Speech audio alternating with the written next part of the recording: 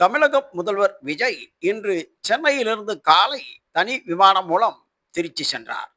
திருச்சி விமான நிலையத்தில் இருந்து அவர் திருச்சி சென்ட் ஜோசப் கல்லூரி மைதானத்தில் 4:15 மணிக்கு பிரச்சார பொதுக்கூட்டம். இந்த பொதுக்கூட்டம் திருச்சி கிழக்கு தொகுதி மக்களுக்கு நன்றி தெரிவிக்கும் வகையில் நடைபெறும் என அறிவிக்கப்பட்டுள்ள நிலையில், திருச்சியில் தமிழக முதல்வரை மதிமுக வைகோவின் மகன் துரை வைகோ சந்தித்து பேசினார். இதோ துரை வைகோ விஜயுடன் ஆதவ் அர்ஜுனா உடன் இருக்கும் காட்சி. இவர் விஜயை சந்திப்பதற்காக காத்திருந்து பேசிவிட்டு சென்றது குறிப்பிடத்தக்கது. இதோ துரை வைகோ விஜயுடன் இருக்கும் காட்சி.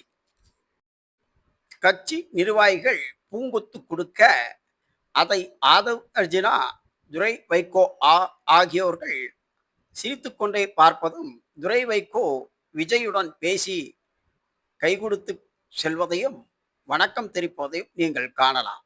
விரைவில் மதிமுகவும் தமிழக வெற்றி கழகத்திற்கு ஆதரவு தரும் என்று பேச்சு எழும் சூழலில் துரை வைகோ விஜயை சந்தித்திருப்பது குறிப்பிடத்தக்கது.